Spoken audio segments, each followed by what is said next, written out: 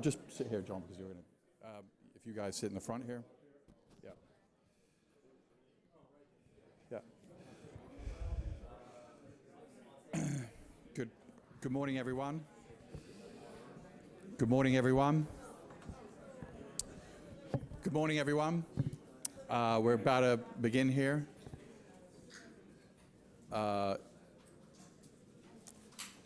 Welcome to New America. I'm Peter Bergen. I run the Global Studies program here.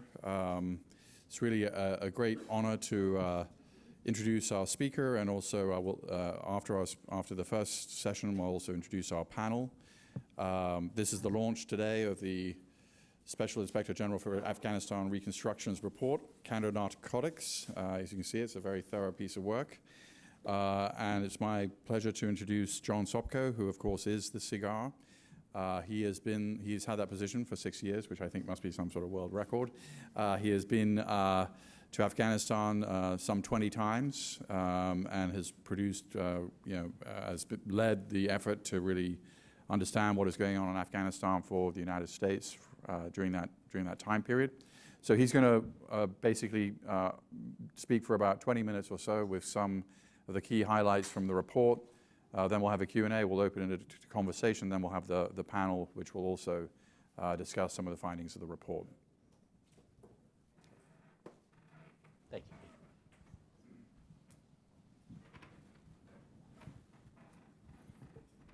you. Good morning, and thank you very much for those comments. I hope I don't turn off the lights or something in the little computer here, but I think it'll work.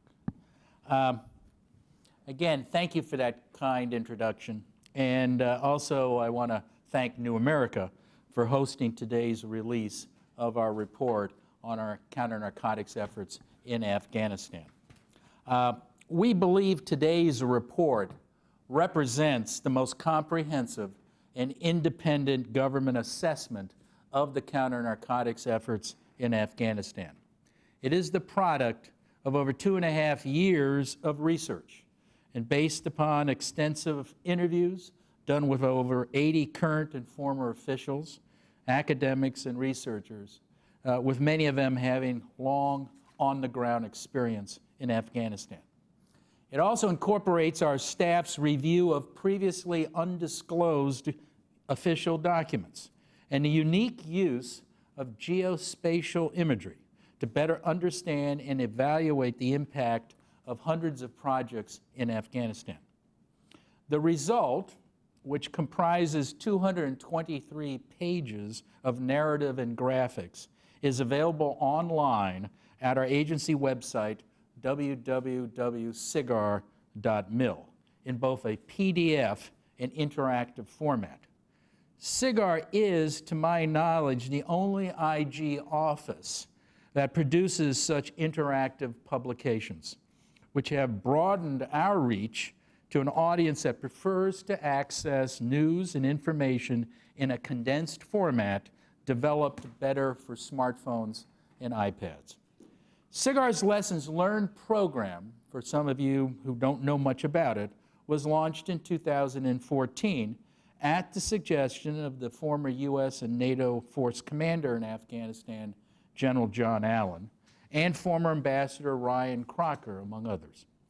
It was intended and is intended to draw upon SIGAR's oversight work, which amounts to over 300 reports, and other agencies to extract larger lessons to improve outcomes in Afghanistan and, where appropriate, in future contingency operations around the world. SIGAR is, I must add, uniquely qualified to undertake our work, as General Allen and Ambassador Crocker reminded me when they made the suggestion. Why? Because the 2008 statute that created my agency made us a truly independent oversight shop, not based or housed in any U.S. government agency. As such, we are the only U.S. agency with the mandate to examine all aspects of Afghan reconstruction and all money spent by the U.S. government on reconstruction in Afghanistan, regardless of its source or regardless of the agency involved. Now, producing this lessons learned report on counter-narcotics has obviously been a major task for our agency. Why did we do it? Well, first of all, because our enabling statute, the 2008 statute, requires us to make recommendations to the government on improving government operations and programs. And as you will hear today, this was one government operation and program that needed improvement. And secondly, because narcotics production and trafficking is a serious threat to the public health, law enforcement, and stability and sustainability of the Afghan state, which has been the ultimate goal of our 17-year adventure in Afghanistan.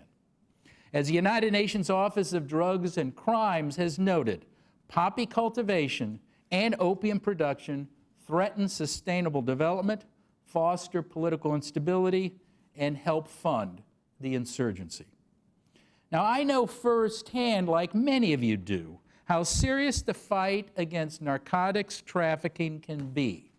As a former federal prosecutor with the Organized Crime and Racketeering section of the Department of Justice, and as an investigative counsel for the Senate Permanent Subcommittee on Investigations for over 15 years, I have seen the drug business up close, here on the streets of the United States, as well as in the jungles of Peru, Bolivia, Ecuador, and Mexico.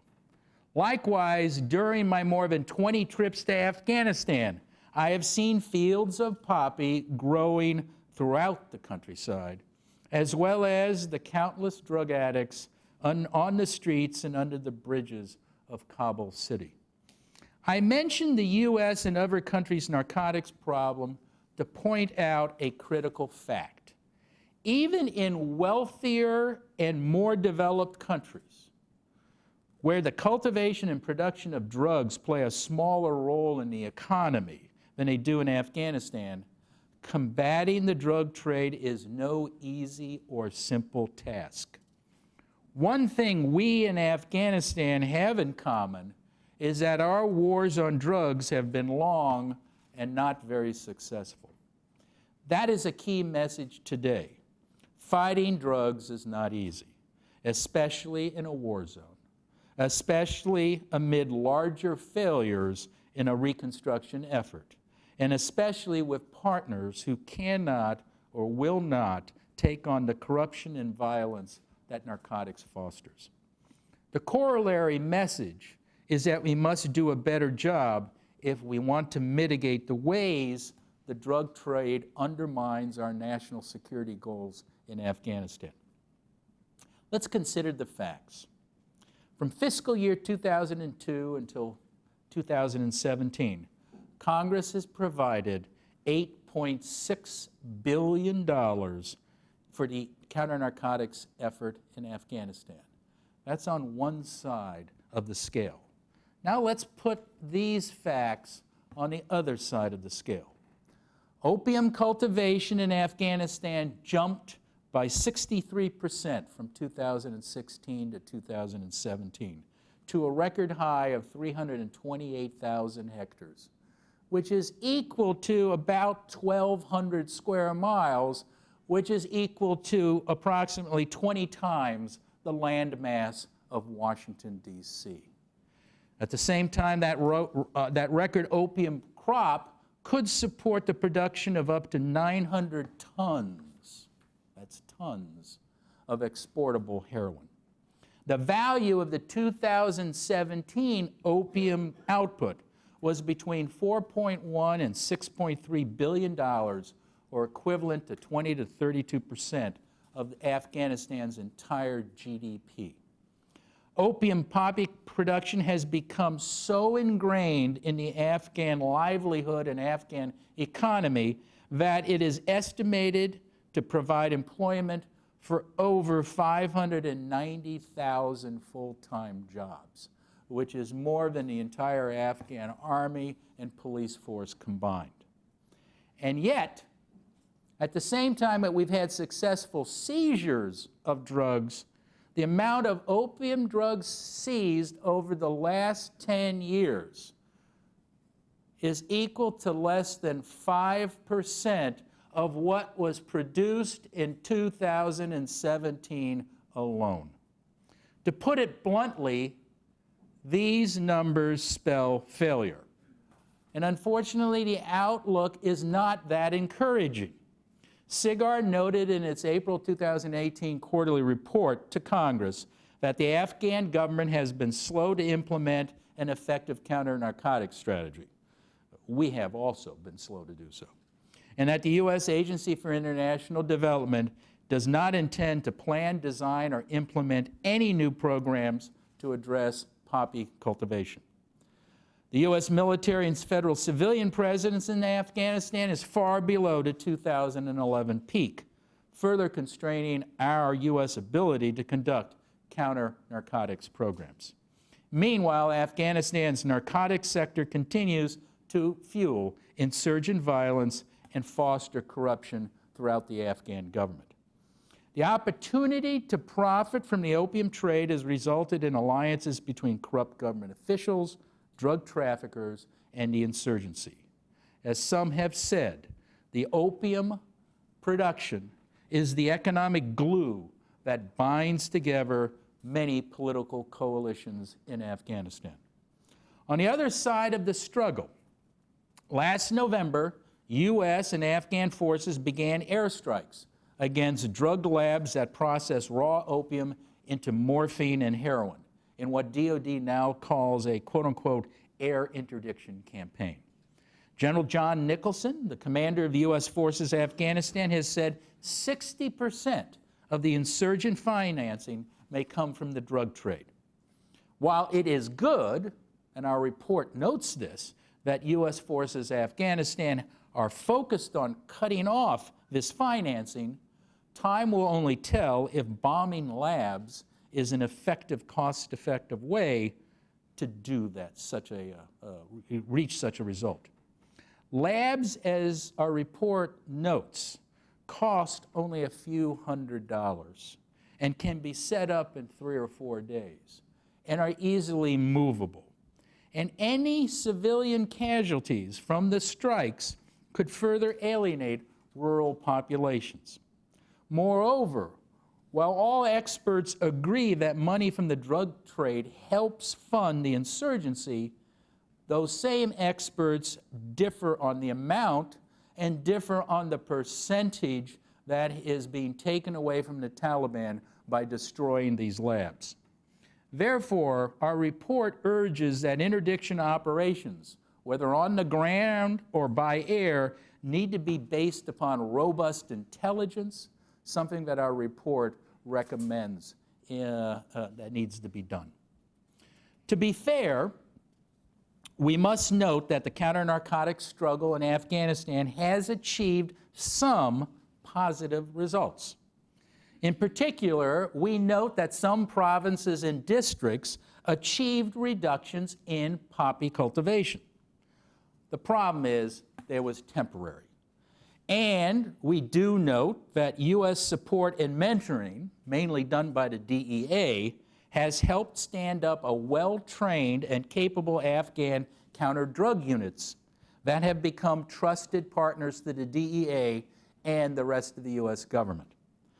But these outcomes fall far short of being strategic game changers. As our new report documents, other results loom larger and are deeply disappointing. SIGAR's key observations include these. First, no counter-narcotics program from 2002 to 2017 led to lasting reductions in poppy cultivation or opium production. Now let me repeat, no programs did. Last year's record-setting opium numbers are testimony to that. Now perhaps cultivation and production figures would have been even higher without the counter-narcotics programs, but their overall impact has been negligible. Secondly, eradication has had no lasting impact and were not consistently conducted in the same geographic locations as development assistance. Our report notes that this at time was a recipe for deeply alienating farmers who often had borrowed money to plant that crop, which was eradicated. Destroying their crop without setting them up with other income and leaving them in debt is not a good way to win the hearts and minds of the average Afghan farmer. Thirdly, our report notes that alternative development programs were often too short in term and failed to provide sustainable alternatives to growing poppy. At times, unfortunately, and again, as noted in the report, we found that some of these programs even contributed to increased poppy production. Fourthly, and this is important, until the security situation improves, there is little possibility of significantly curtailing opium poppy cultivation and drug production in Afghanistan. As I noted, this last observation cannot be overemphasized. It is simply unrealistic to expect significant progress from counter-narcotics efforts without being able to exert reasonable and persistent levels of control over land area and transportation routes. So now what? Now, I take pride in the research and analysis that underlies these conclusions, but I certainly take no pleasure in relating them today. The human suffering, criminality, corruption, and financial support to the Afghan insurgency that's tied to narcotics poses an existential threat to our entire mission in Afghanistan. We can catalog and diagnose failures, however, but we must go further and propose ways to work smarter toward our national security objectives in Afghanistan. Our report goes into considerable detail on these measures, and I believe the panel discussion will also go into more detail on those issues. But let me summarize just a few of our recommendations. First, our report recommends that the United States must outline a strategy that directs U.S. agencies toward a shared, prioritized goals, and that the U.S. ambassador should lead the implementation of that strategy. Goals should be integrated into larger U.S. security development and governance objectives. Now, this sounds simple, this sounds obvious, but our current counter-narcotics strategy has not been officially updated since 2012. Parts of it have been overtaken by events, and whole-of-government activity and coordination have been seriously lacking. In essence, we are using a 6-year-old strategy that we know has failed in the hope, but miraculously, it will succeed. Now, I've been doing this long enough. Hope is usually not a good substitution for a real strategy for a government. As one senior State Department employee told me on one of my trips to Afghanistan, unfortunately, and he joked about this, but I think there was a bit of seriousness in it. He said, basically our strategy comes down to praying for drought, bad weather, and insects. We don't think that's the strategy for dealing with a problem like this. Secondly, we recommend that elements of that strategy should be and must be closely coordinated and implemented together on the ground. For example, if the U.S. government is going to pay for eradication of poppy in a province, that activity must be co-located with longer-term development assistance and focused in areas where the government has a modicum of control. This would increase the chance, as our report talks about, of achieving lasting reductions in poppy cultivation and reduce the risk of alienating further the populace. Thirdly, we recommend that our support for Afghan counter-drug units should be tailored to the Afghan government's demonstrated ability and willingness to also support those units and to target particularly senior drug traffickers. We have created great units, but a complaint that I have heard for the last 6 years from DEA, Department of Justice, and others is that those units are limited by the lack of political will on behalf of the Afghan government to go after the big fish, the big targets. And until they do, as good as those units are and as good as a job that DEA has done, it's not going to succeed. The United States and its coalition partners cannot win the drug war in Afghanistan alone. Progress will depend upon political will in Kabul and upon adequately staffed, trained, motivated, and effective units in the Afghan security, judicial, and attorney general's office. Fourth, we recommend that the U.S. ambassador to Afghanistan and the commander of the U.S. forces Afghanistan must closely coordinate the implementation of any counter-narcotic strategy.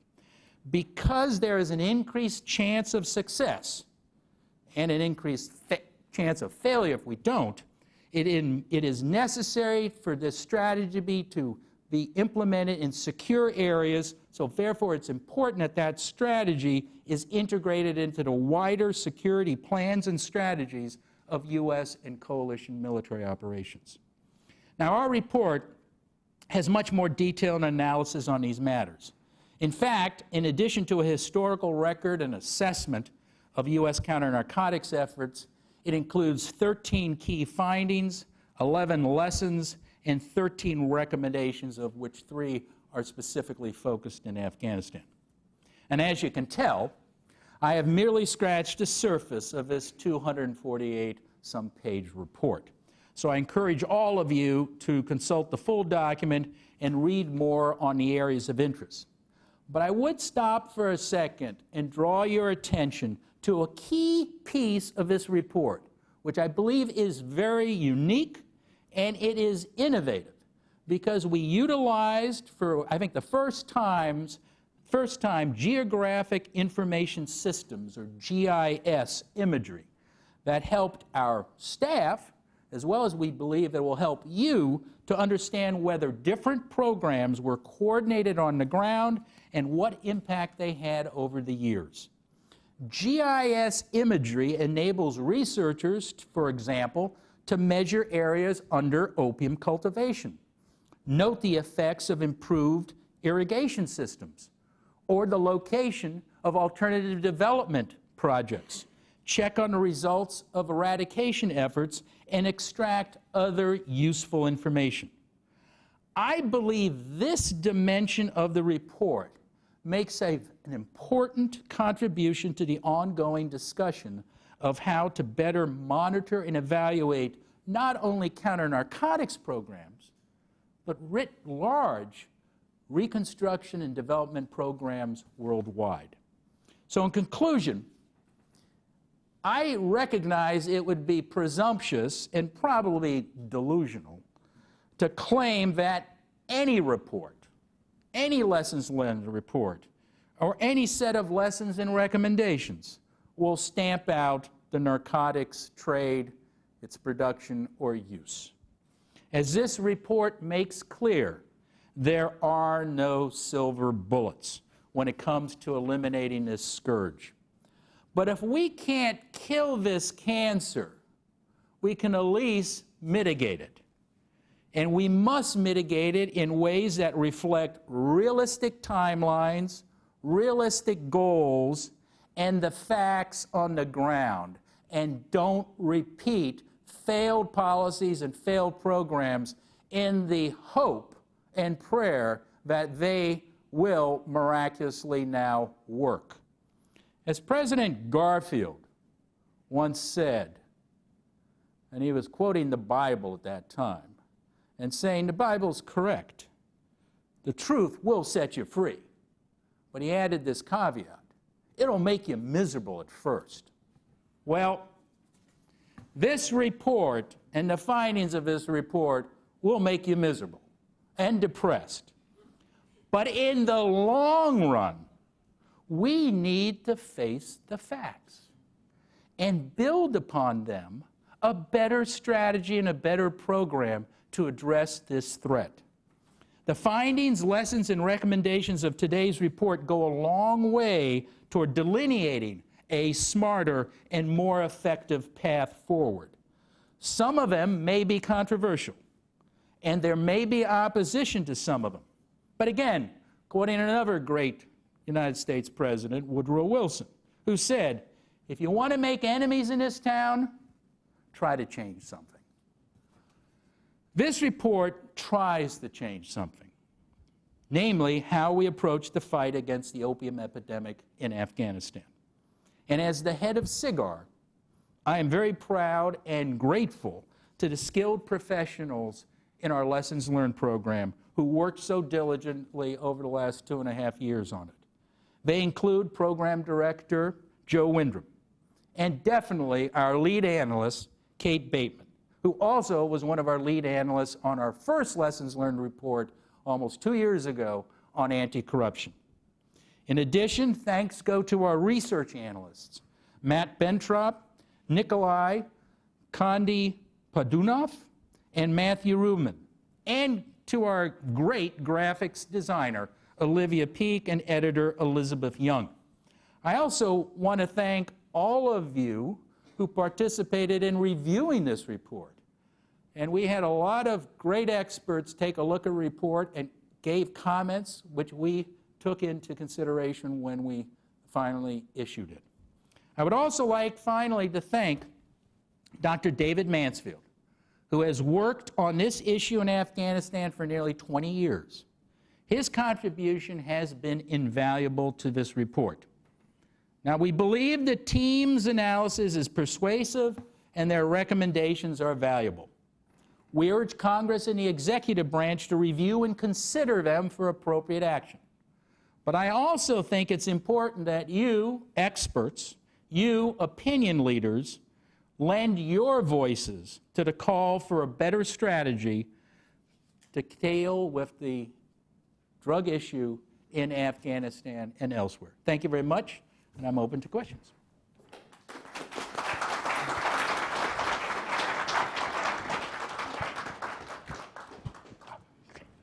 Thank you very much, sir. One of the striking things you said is 590,000 people are employed in this. That probably makes it the most successful sector of the Afghan economy. I think it is, yes. So, the only other sector that is really succeeding is sort of the telecommunications. Telecom.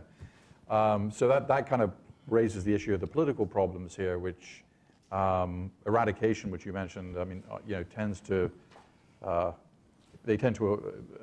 Was it your conclusion that eradication approach to this tends to penalize poor farmers as opposed to drug kingpins, or what was your conclusion on that front? Well, I think the staff's conclusion was exactly what you said, but if eradication is coupled with alternative development or alternative economic development, then the problem, the punishment, the reaction is mollified to some extent. And that was the point. If you look at our geospatial data, you will see that we were doing eradication here and we were doing economic development over there. And where you see them overlapping, you have more chance of success. I well remember when Richard Holbrooke was SRAP, he was obsessed by pomegranates as sort of a... so, that's a way of saying the United States has been engaged in this problem for a long time, and a lot of the things that you mentioned, the problems, the solutions, are things the United States have done. So it's sobering to hear that 2017 was sort of the worst year for this problem. And if Afghanistan was the forgotten war, this seems to be the forgotten part of the forgotten war. And so, what is the realistic chance? You've made these recommendations. Obviously, the security situation has never been worse. You mentioned the lack of civilian presence. How do you implement some of these recommendations? What would it take realistically, financially, politically? Well, I think it goes back to the point we make about having a strategy. We really need to focus on what is important. And if the strategy, and again, we don't do strategies, Yeah. we look at operations and how well we do it. But if the key threat is the funding that comes from narcotics to the terrorists, the funding that goes to pervert the Afghan government through corruption, then we need to focus on that. And it's probably less important as to how many hectares are under production. It's, again, focusing on the labs or focusing on the money men who are perverting the government or contributing to the Taliban. That's why we say, you know, we're glad that the our Afghan forces and U.S. forces are focusing on the labs. We question whether using B-52s to blow up labs about the size of this big part of the room is the right way to do it. So, but it's a good first start. If you have a question, can you raise your hand and identify yourself and wait for the mic? And the mic is in the back. No questions? Thank you.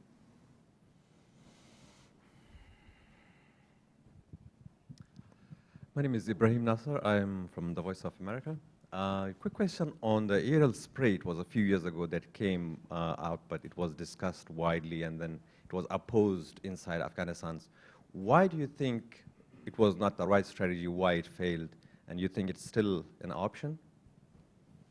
I think our report discusses spraying in great detail, and basically our conclusion was that it drove a lot of dissidence in the approach to counter-narcotics because the host government, the Afghan people, many of the coalition partners were opposed to it.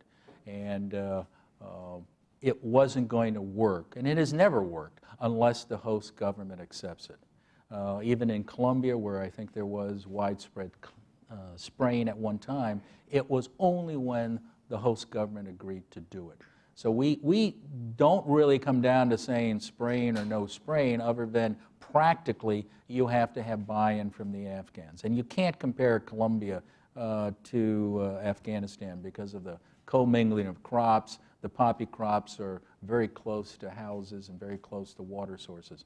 So it's far more dangerous to do it in probably a place like Afghanistan. Are there any lessons learned from applying Colombia for Afghanistan, since it seemed to have worked pretty well over time? Well, we spent a lot of time in the report saying it's comparing apples and oranges. Right. You had Colombia, for the horrors they went through for 20, 30 years fighting narcotics, was a pretty functional government, functional economy. The opium trade, as bad as it was, or not opium, I'm sorry, it was cocaine trade down there, it still was an infinitesimal amount of the economy and the employment. Also, the Colombians paid for, I think, 80 to 90% of the war fighting. They supported it. And it was basically the United States and Colombia working on the issue together. In Afghanistan, a poorer country, a bigger problem because of the economy. But, you know, there are some parallels. I mean, the FARC essentially became a drug cartel, having originated as a Marxist insurgency. And is that a sort of similar situation with the Taliban, or is the Taliban still an ideological force? Well, you know, we don't really know. Yeah. And that is one of the things we're calling for, is really we need an intel analysis of the funding sources for the Taliban. And we speak of the Taliban like one organization. The Taliban is not monolithic. And I think the FARC was a little more monolithic and all of that. So when we talk about it, we got to keep that in consideration. There may be local drug lords / Taliban officials, and another group may not be involved. And then there's the other terrorist groups operating. Just to clarify on the lab, so, I mean, because back in the day, I'm talking maybe a decade ago, the labs seemed to be all in Pakistan. So this seems to be a shift. Is that correct? Yes. There are actually more labs in Afghanistan now than before. Other questions? Gentleman here. Hi and good morning. My name is Ahmed Wali. I'm an intern in the Library of Congress. Thank you very much for that comprehensive report and presentation. I'm actually from Afghanistan. I got my LLM from the University of Washington. This is my kind of last days in the US. I'm going to go back. I'm talking from kind of a perspective that someone has been in the field. So recently, you would have noticed that unemployment is really increasing in Afghanistan, and at the same time, poverty is increasing in Afghanistan because 42% of the people of Afghanistan are now living under the poverty line, and 20% more of the people are really prone to falling under this line. So don't you think that one of the causes of this poppy cultivation or increase in poppy cultivation is this unemployment of the people and poverty? Because once people do not have any other alternatives, they will look on the ways to earn money, of course, for their sustenance. This is my concern, I think, because this is one of the concerns we can look at. At the same time, if there is no demand, there is not going to be a supply for that. Are you at the same time addressing the countries that are buying this poppy from Afghanistan? Once it is processed in Afghanistan, all of that is not going to be used in Afghanistan. It is going to be kind of exported from Afghanistan to other countries. Do you have any specific strategies to address that? First of all, I think you made a very good point. We talk about it, and that's one of the reasons we talk about the employment. One of the reasons you have so many people in Afghanistan connected to poppy production, cultivation, is because of the lack of other jobs and employment. So it's not as if the Afghan people are morally in favor of producing drugs. It's a crop, and it's an easy crop to grow, and it's an easy crop if you're an itinerant farmer or sharecropper. And that's one of the things we point out is we didn't really understand how the drug market worked and how important it was about keeping these people employed who may not even be landowners. So we'll actually, if you go to the report, we focus on some of these food zones, the Helmand Food Zone and the Kandahar Food Zone, where what happened is we actually had an eradication, enforcement, and alternative development, but it was based upon and focused on the owners of the land. Well, you had these itinerant workers. Well, they had no jobs. So what did they do? I mean, they got to eat. So they started to move to desert land. And somebody provided them money for wells, provided money for fertilizer, so these people moved. So what happened was, we did succeed in one of the food zones, but we basically just moved the crop because we didn't focus on all of those unemployed farm workers, sharecroppers, we would call them in the United States, who needed jobs. So you made a good point. The second point you raise is, yes, there's a symbiotic relationship between drug producers and drug users. And you will be having the wise expertise of a former senior DEA official in the next panel who will tell you how easy it has been to fight drugs here in the United States. You're right. But, yeah, put you on the spot. And that's the same issue. When we were looking at issues in Colombia, the Colombians said, hey, look, if you'd stop using drugs in the United States, we wouldn't grow it here. I agree with that. Unfortunately, my jurisdiction, my brief is looking at Afghanistan. I don't look at domestic opium production or use here in the United States. So I can't really tell you more about how we can fight the scourge of drug use in the United States and the rest of the world.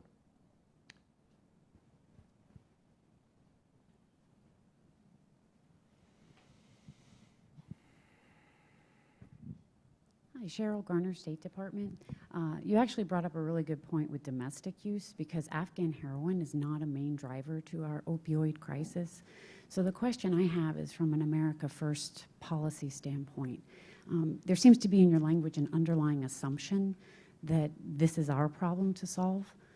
So does your report kind of address what Canada or Russia or European countries can do since they're the main markets for this?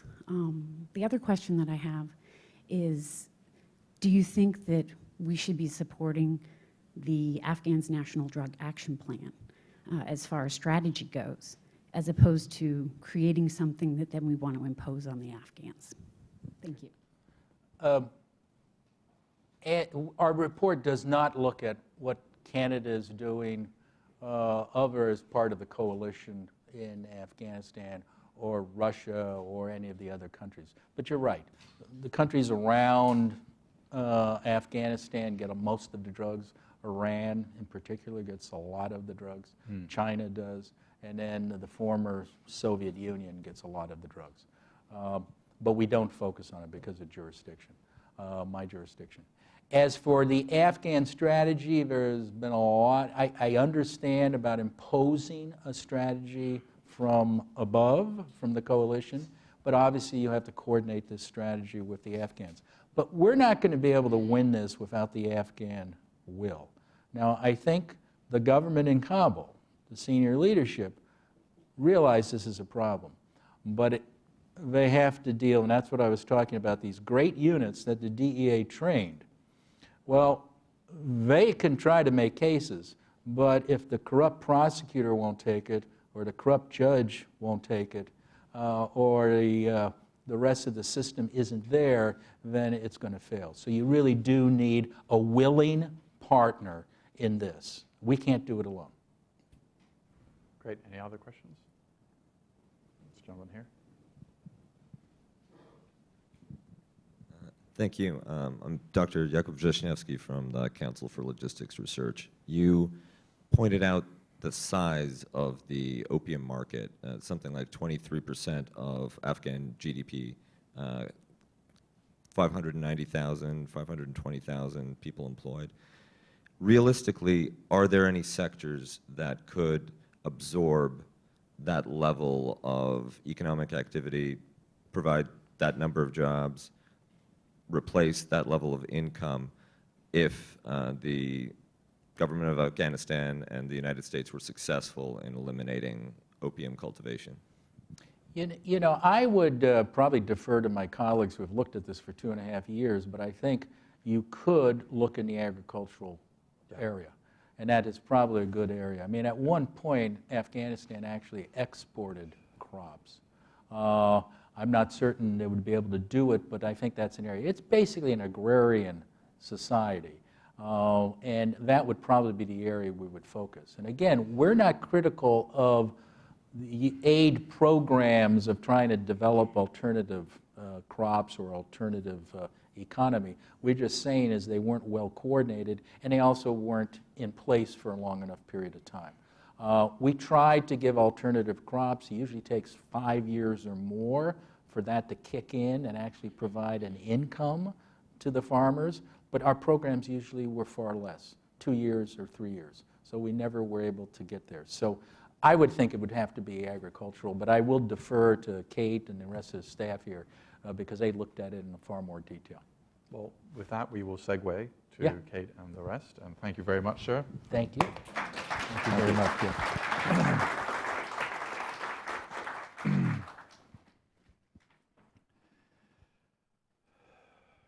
Ambassador Neumann, you're in the middle here. Kate is here.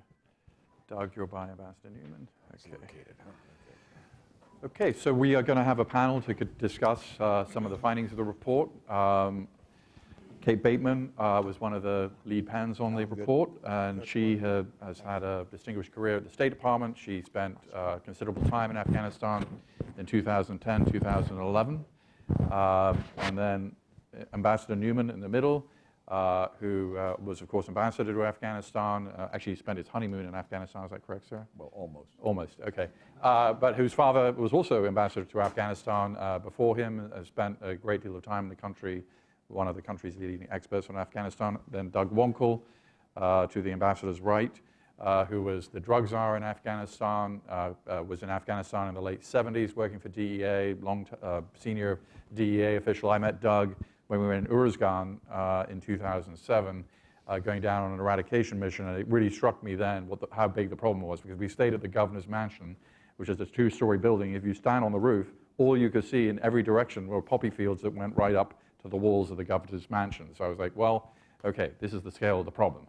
And then, of course, Matt Akins, who's a fellow at New America who has written extensively on the drug trade in Afghanistan, among many other things that he's focused on, and is also writing a book, which he is completing, about the experience of being an Afghan refugee fleeing into Europe. And to write that book, he became an Afghan refugee, as it were.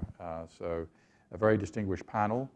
We'll start with Kate, and we'll just go this way. All right, great. Thank you, Peter and New America, for hosting this event, and to everyone on the panel. I'd like to expand on two key points in the report, both of which the IG has mentioned. First, the importance of integrating counter-narcotics, or CN, into broader US goals. And second, the contribution of the report's use of GIS imagery. One of the most important takeaways from the report is this: poppy cultivation and drug production impact every part of the US reconstruction effort. As Mr. Sopko said, Afghanistan's opium output last year was worth around 30% of the country's GDP.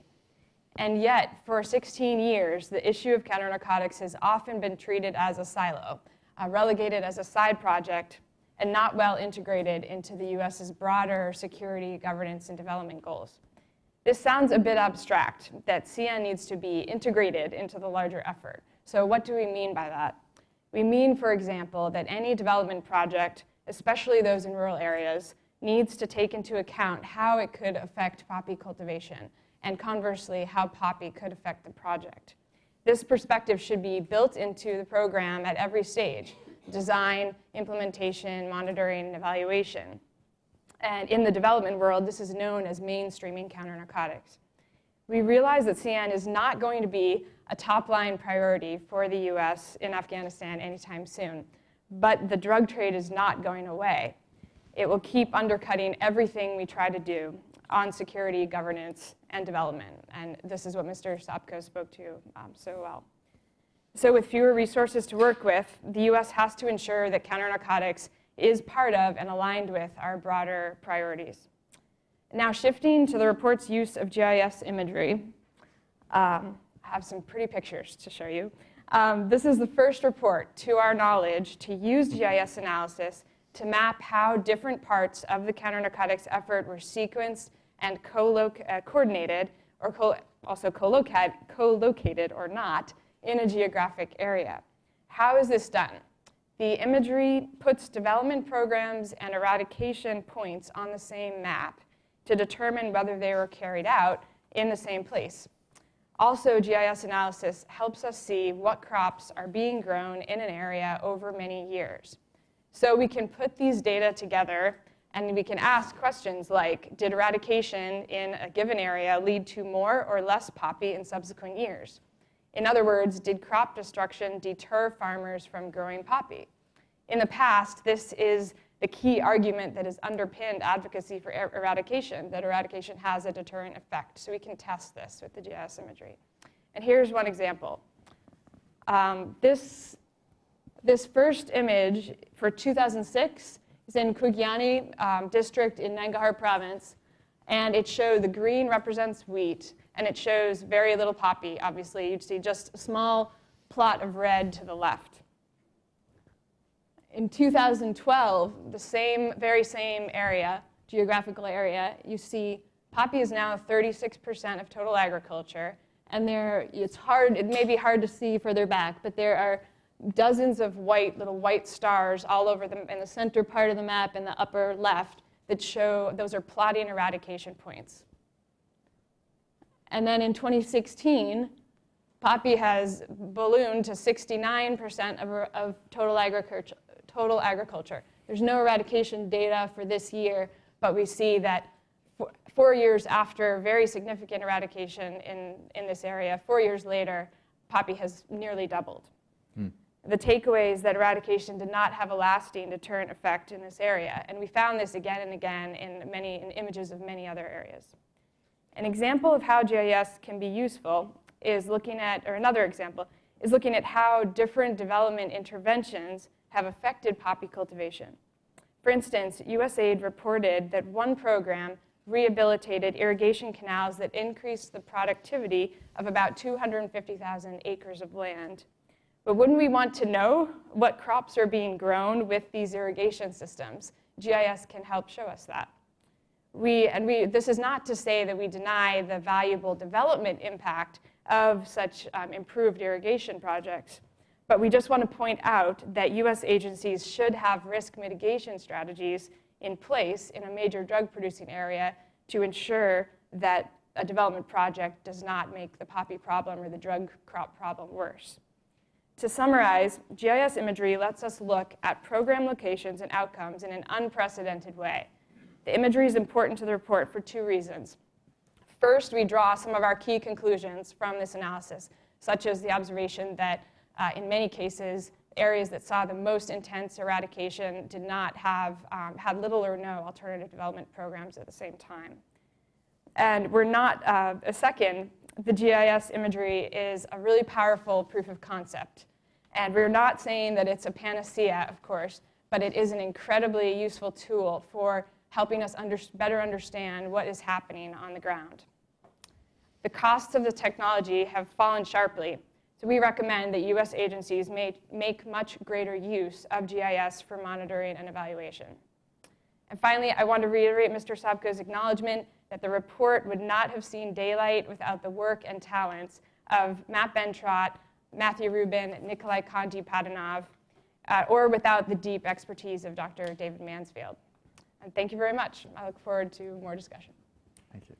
Ambassador Neumann. Thanks, Peter.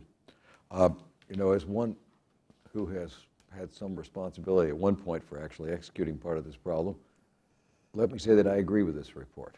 I actually have read it, thanks to Kate sending it to me in embargoed form with a good week, because this report takes a while. And I really find this report quite excellent. What I want to do is just touch on two problems. One, a philosophical problem that goes in much broader in policymaking. And two, I want to go a little further than this report goes, because I think it points at a conclusion that it does not say.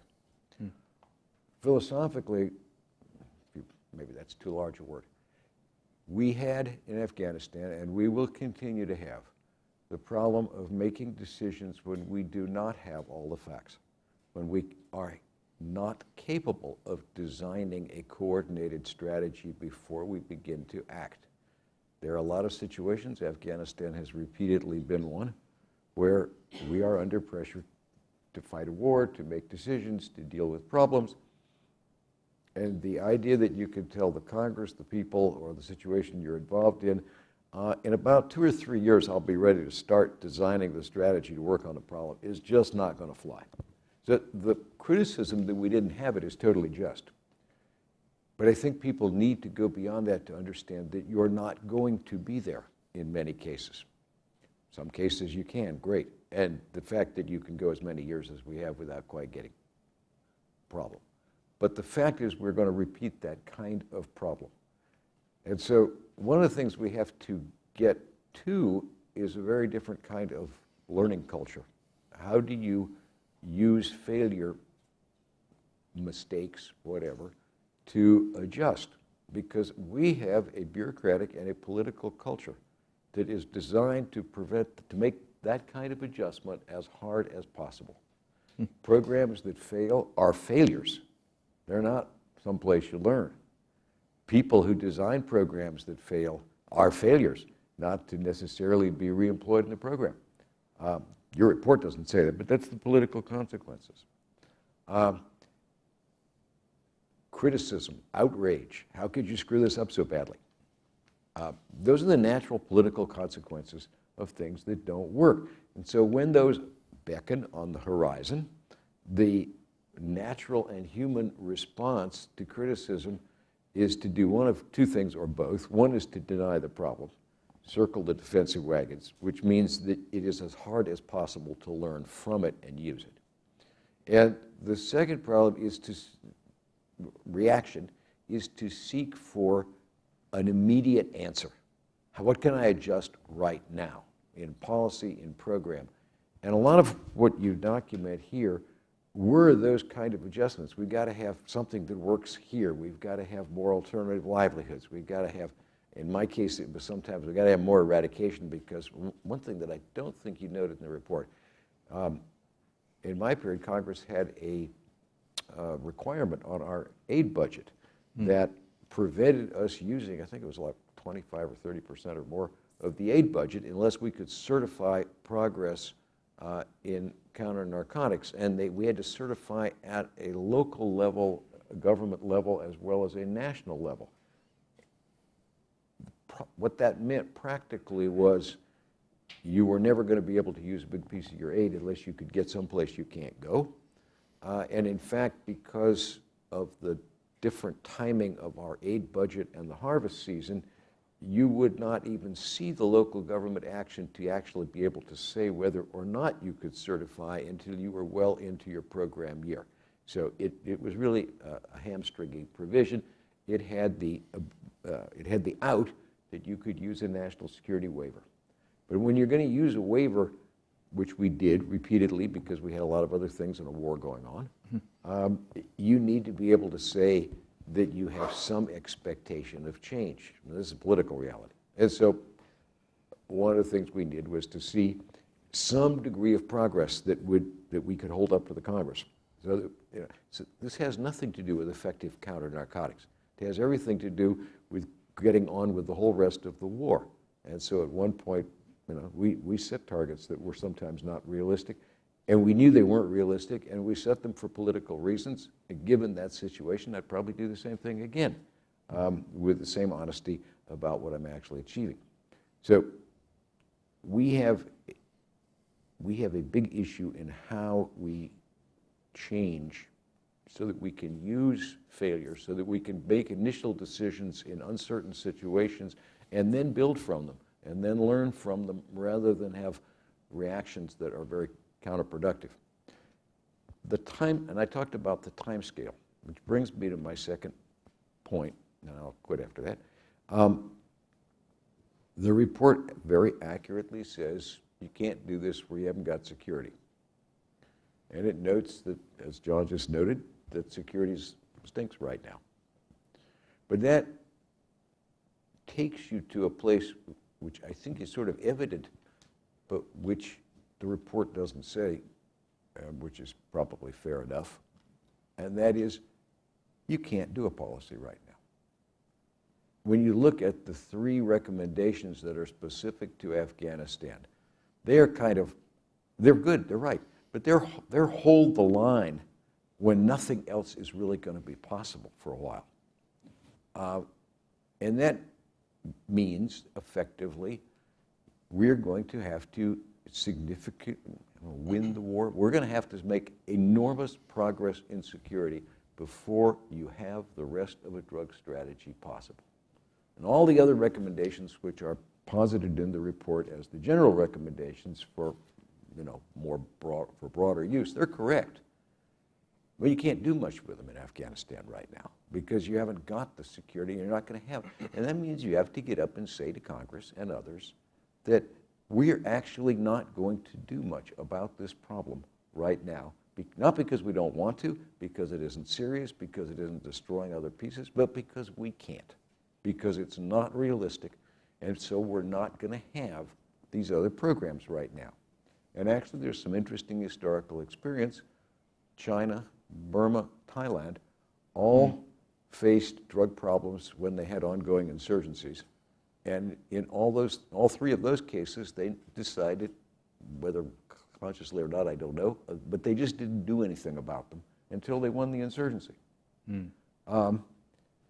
But that is if you're correct that you can't do most of these things well until you have security, and Doug will talk about that, so I won't. There is a conclusion that you come from that, which is that all the other stuff we're talking about we want to do someday, and there's a few little things, they're not little, they're important, but they're not going to change things greatly, that are kind of holding the line and building what you can until you get to that point. And that's an admission that is going to be extraordinarily hard for a government to make, but without that, the impulse to find other stuff to do and coordinate and work on it and say this is our answer is going to be overwhelming. Over to you, sir. Thank you. You always leave me with the easy stuff. Yeah. Yeah, well, I sent you out to the field numerous times with bags of money and a little bit of guns. What do you want? Whoa, whoa. Now when I tell people I live in Malibu, they'll know how that happened. Right? First of all, I would like to say congratulations and thanks to Ms. Bateman and her staff, and particularly Mr. Mansfield, who's kind of a pain in the ass, but he's really, really good about what he does, and he knows from whence he speaks. He spent a lot of time in Afghanistan working and doing things, and he and I have had a lot of conversations, and some of them went well and some went whatever. But anyway, he's a very, very talented guy, and it's obvious to see from this report how well everyone has done. The report is accurate. It captures what happened. It captures the background a lot, I think, of what went on through with the various entities and stuff like that. It talks about one thing only briefly, and I want to highlight that. One of the real tragedies of the last 17 years, and may soon become a crisis, is that Afghanistan now has become the largest per capita user of opiates in the world. Okay? Used to be Iran many years ago.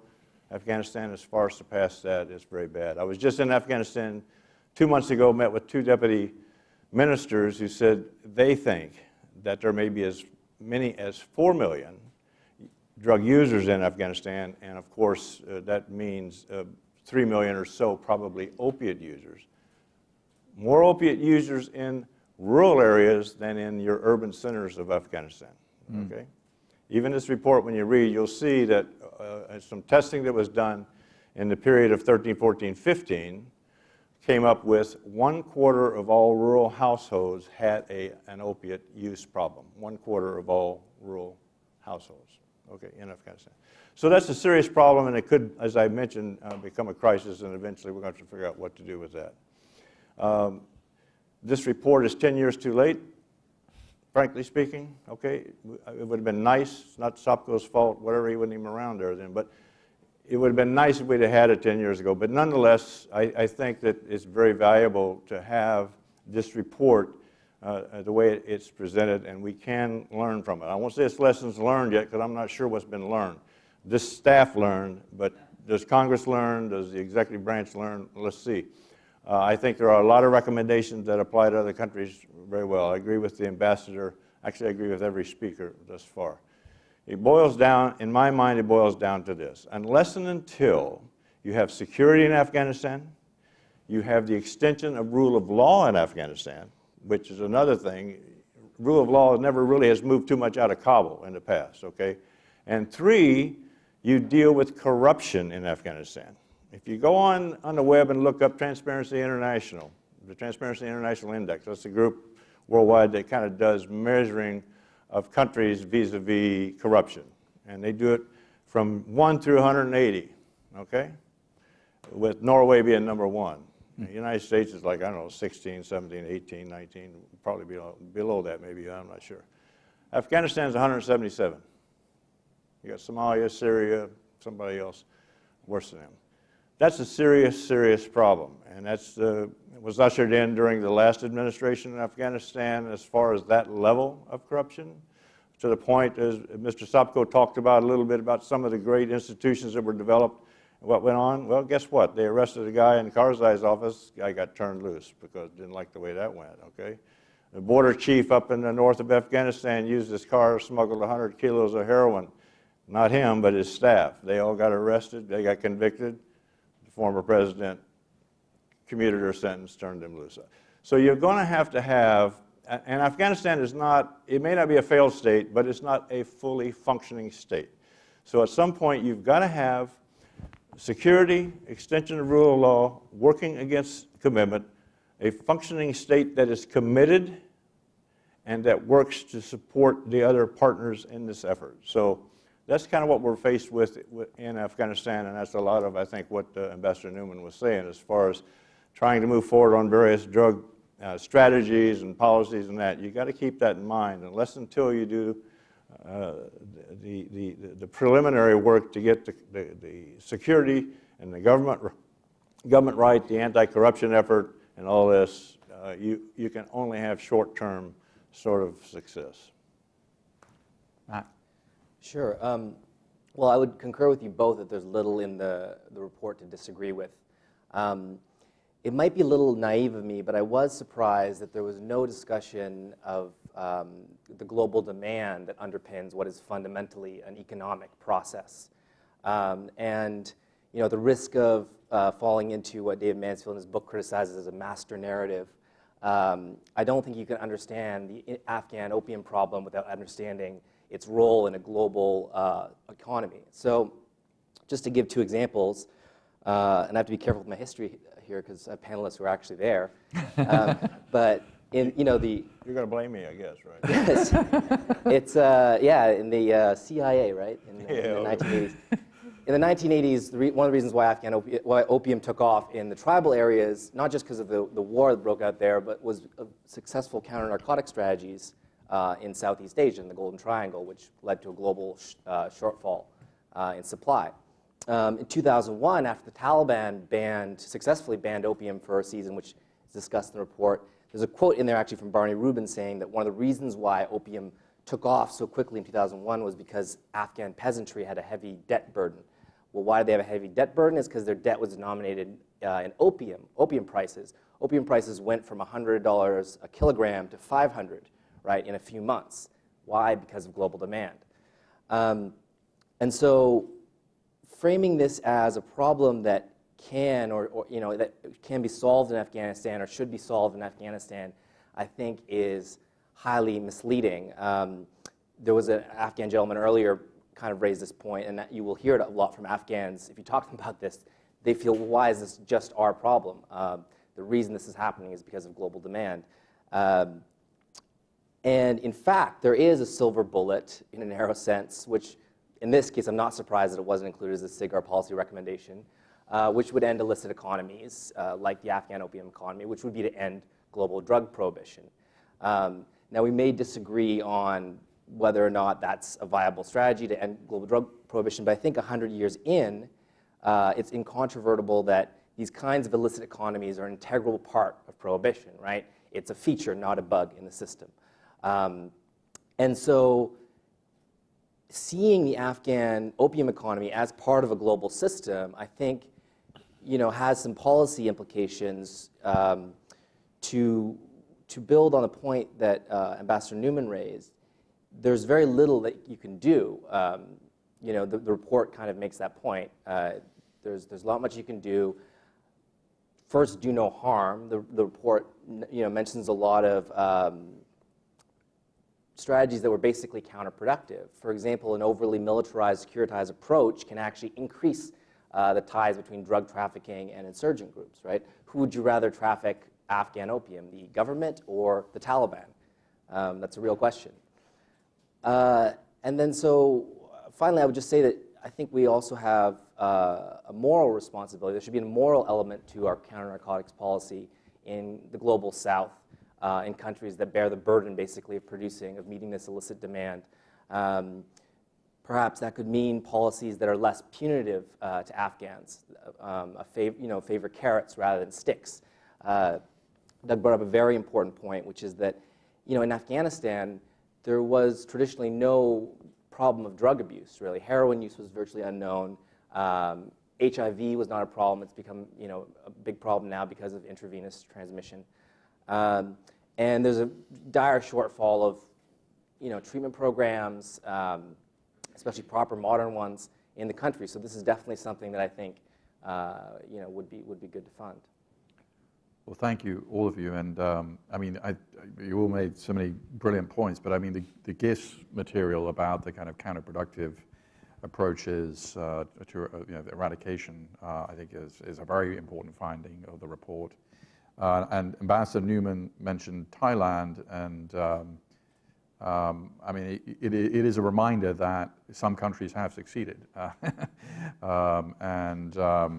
So one question that Matt sort of prompted was, there is a legal market in medical morphine, which is essentially, as I understand it,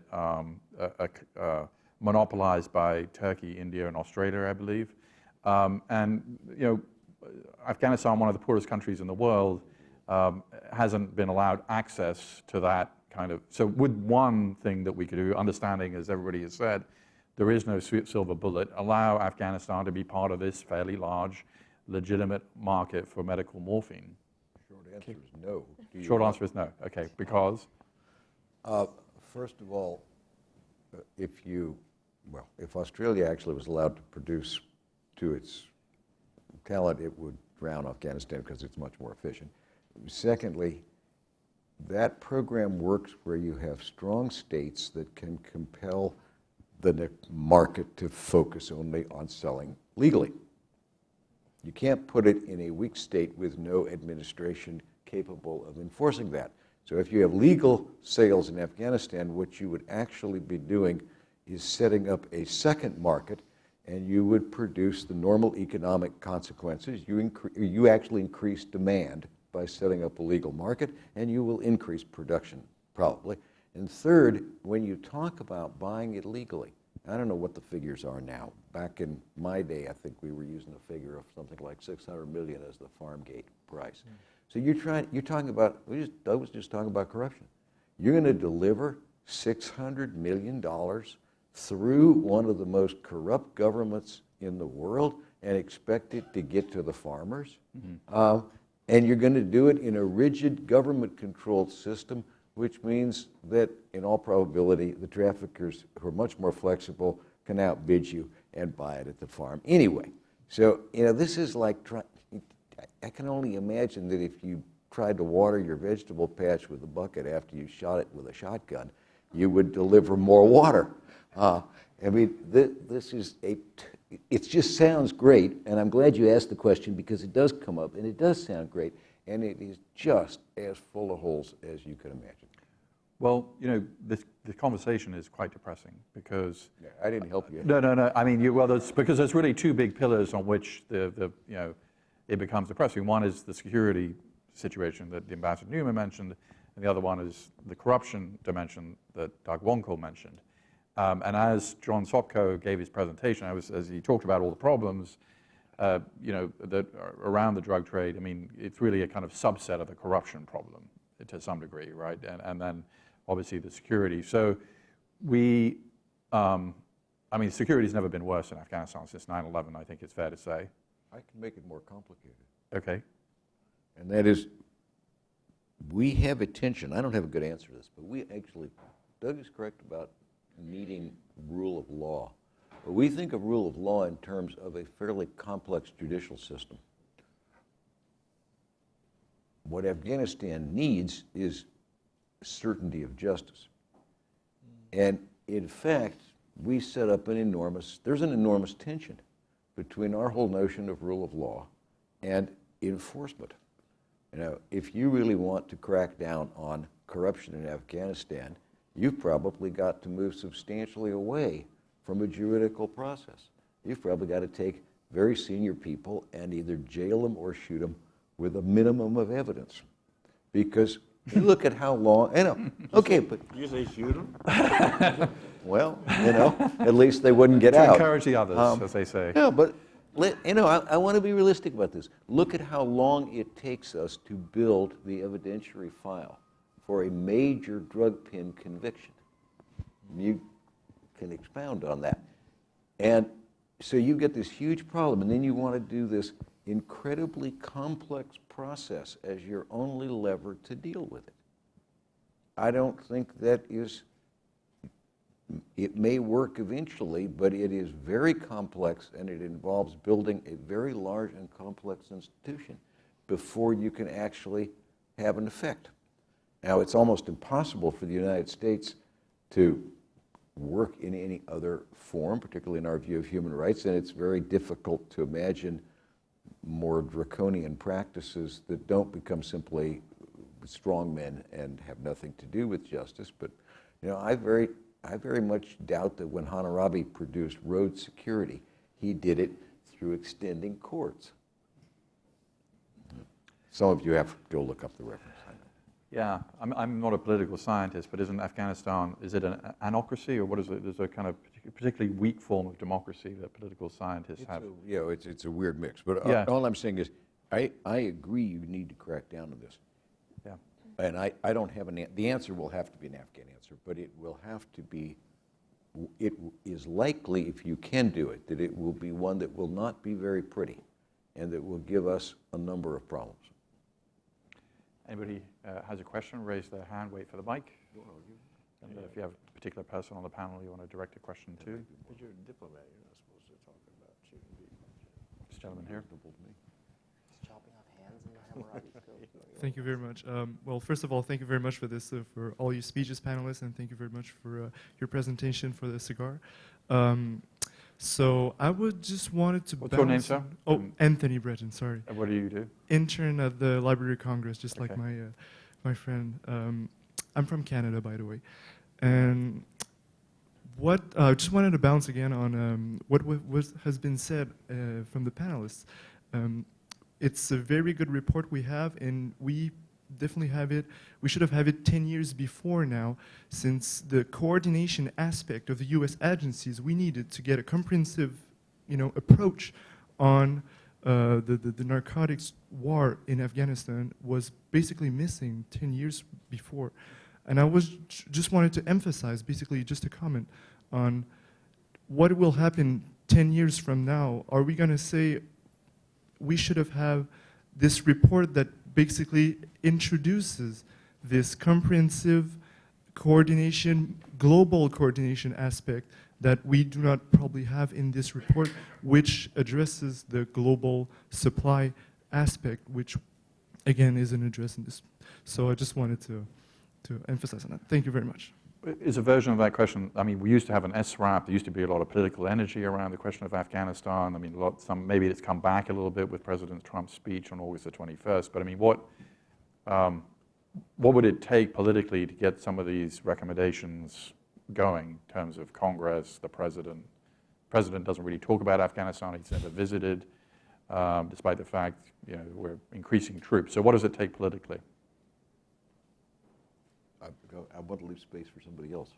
I can answer a slightly different question, perhaps. That I think what the report does a fair job of doing is point out that, actually, to your earlier question about Plan Colombia, if there is something we could take as as instructive, at least for Afghanistan, the effort in Colombia was really led by the country team, by the ambassador, and it was led on the ground. It was, the policy was established and led on the ground. So I think we can at least say that there has to be someone in charge in Afghanistan who has the commitment and ability to direct multiple agencies who may disagree on the right thing to do, but direct them towards shared goals.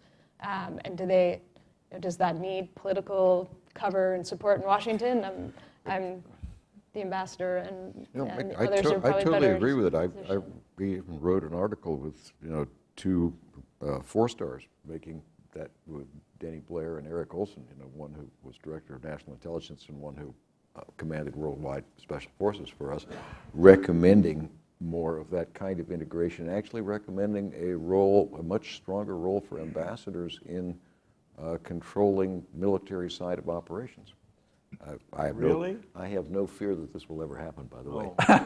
But it was interesting to produce such an article with 1 diplomat and 2 4-stars.